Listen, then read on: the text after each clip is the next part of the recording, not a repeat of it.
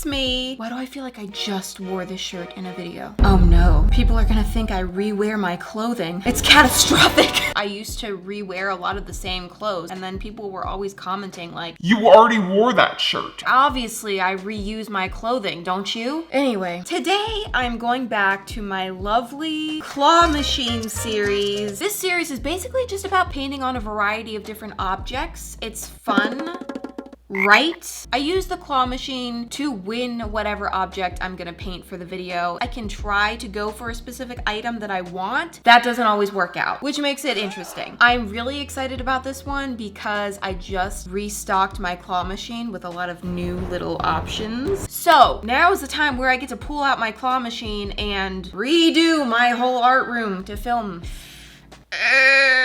Let's skip to me standing in front of the claw machine. Hello! So this footage may actually look familiar to some of you because I did film this when I was like 5 months pregnant, along with the footage from the last claw machine video. I would explain this if I could, but I can't. At least I seem to be entertaining myself. Okay, anyway, let's do the claw machine thing. Yeah, that's what we're here to see. Assume the position. I decided I'm gonna try to get one of the little mystery bags. Didn't get it the first time. That's okay. Trying again. Going for it. Nope. Bummer. Okay, this time, surely. And it's a no. All right, how about a different one? Yes. No. Didn't get it again. That's not gonna be it. Oh, wait, yes. It's not. Yes, it's not. What if I press the button harder? Do it. Nope, didn't work. I tried again and again and again until finally I got one of these stupid little mystery bags. Here it is. What's inside? Feels like a mystery. Let's go find out. We arrive at my workstation with my little bag. Time to pop it open and reveal what I've won. And it is, oh yeah, you guessed it. It's a tiny blue-haired unicorn holding a heart. And what else? Hark! Hark. This one's a tiny pink-haired unicorn holding a star. That's it. The rest is just crinkled paper. These are absolutely adorable, which makes it kind of difficult to think about repainting them. Also, they are tiny, which will make it difficult to repaint them. Also, I have no clue what to do with them, which is gonna make it difficult to paint them. Why did I put these in the claw machine again? Clearly, they're currently a pair, but I think I'm actually going to have better luck if these unicorns go their separate ways. It's goodbye forever. After digging through my paintable objects hoard, I found this little heart box, and I thought this would be the perfect little home for unicorn number 1. I think I'm just gonna attach it to the top to serve as a little handle for the box. That'll be cute and exciting, right? Personally very excited about it. For unicorn 2, I found another little friend. This came from my hoard of thrift store finds, hence the usedness of it. It's a little dish of some sort. For what? I don't know. Soap? Is it for soap? I thought that adding the unicorn into the center would make it look like a cute little jewelry dish type of thing. So these two just need to be prepped. Basically, I'm just gonna take off the stickers, and I wiped this one down just to remove some of the usedness. Then I'm pulling out some very strong glue, and I'm gonna glue that one on there and this one on here. Spread that out with a paintbrush so we're not seeing any ugly globs. I'm gonna focus on the jewelry dish first. Once the glue is dry, it's holding on strong. So I'm going to get out my gesso, and I'm going to apply a nice layer of that over this entire piece to help my paint stick a little bit better. Once that's done, I decided to bring in a little turd. Oh, it's a clay turd. See, it's mushy. And I'm going to sculpt a little ball. I want to make it look like the unicorn is holding this little ball. We're ditching the star, covering it up. It's all about the ball now, except that it's not a ball. It's a cherry. Once I added the cherry, I realized suddenly the unicorn is completely off center, so that's highly upsetting, but I'm coping with it. Now for tools, I have these pliers, right? How am I 28 years old and still unable to identify basic tools? I got them because they're pink. I'm just gonna cut a small section of the paper clip and use that to create the cherry stem, just like that. I went ahead and I have Minnie or Me with me right now. For some reason, she always decides to wake up when I'm doing voiceovers. Say hi.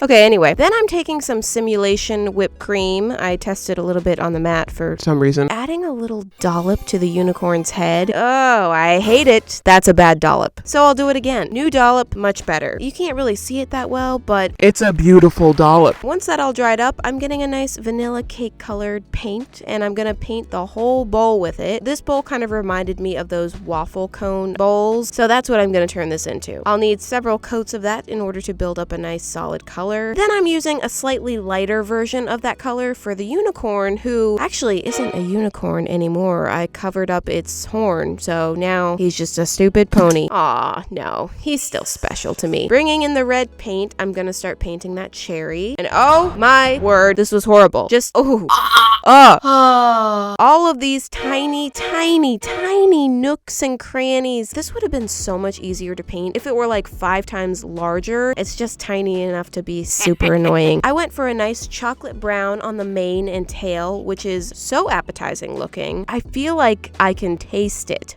You know what it tastes like? EL fudge cookies. Are those things still around and being sold? Because I haven't had one in like 10 years. The amount of touch-ups required for this thing was quite irritating, but necessary. I had to do it. And quick announcement, I have 2 new fall products available now. We have the official Squishy Ghost Plush, who is fuzzy. And guess what? He also glows in the dark. Quite amazing. The first 100 people to purchase the Squishy Ghost get a free set of character masks.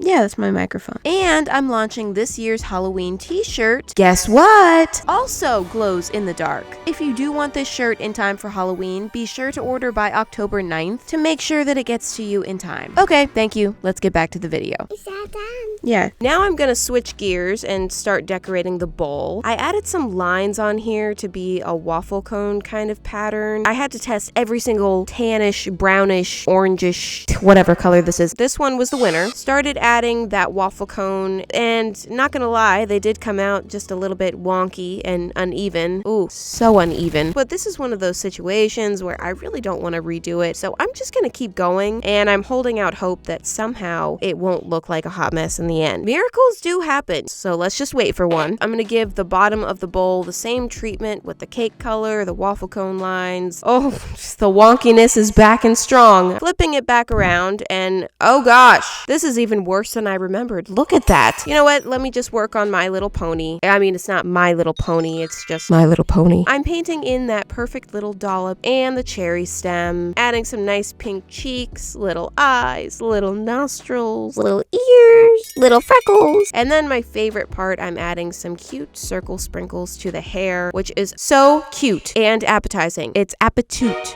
I must be hungry because I really just want to take a bite out of this pony.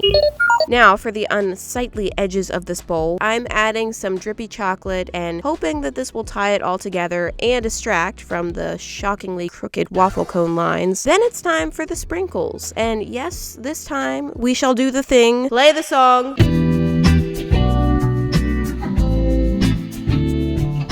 Wonderful. Final step, I'm adding a nice glossy clear coat to this, and here is the final jewelry dish. You know what? I actually think this came out adorable. I'm a little shocked because I genuinely had no clue what to do with a tiny plastic pony, but I think this was kind of creative. Even the waffle cone lines, you know, in the end, I think the chocolate does help to distract just enough where they don't make me miserable. I'm actually quite happy with this, but we still have one more pony to go. Oh wait, sorry, nope, this one's gonna stay a unicorn. I just traced around the bottom of this box, and I'm adding a layer of gesso over the entire box and onto the lid. For whatever reason, the gesso did not like the glue, or the glue did not like the gesso. Maybe it was a mutual disliking, I don't know. But this is happening. They're arguing. Luckily, after a couple coats of gesso, the issue did resolve itself, so no worries. You can relax now. It's okay. Now, here's my plan for this. I decided to do a little color block kind of style here. Painted the box pink, the top of the box purple, the side of the box yellow, and it's kind of like a pastel 90s vibe. Then I painted the unicorn to match. I went for a nice ombre look down the mane from purple to pink to yellow, which was quite tricky because everything is so small. I do hate painting small things, but it paid off last time, so I'm putting myself through it again. You better be worth it. I did keep the little heart that the unicorn is holding. It was just too perfect that the unicorn is holding a heart on top of a heart box. And here comes a long series of touch-ups and tiny little micro adjustments. Then It's glitter. I added a bunch of pink and white glitter to this little container, and I'm gonna pour some glossy varnish into that. Stir it around with a paintbrush. That's terrible paintbrush etiquette. How dare you? So I've created a beautiful wet glitter gloss, and I'm gonna spread it all over the entire box. You know, I'm not usually a huge fan of glitter, but every once in a while, it just feels right. And I just feel like this box was crying to be glittered. Back to the unicorn, who for some reason has a mild skin condition. The white paint just got a little lumpy and clumpy. Nobody say anything about her skin. She's self-conscious. I added a cute but very simple little unicorn face. Then I added some glitter to the mane and the little heart as well, which I think looks So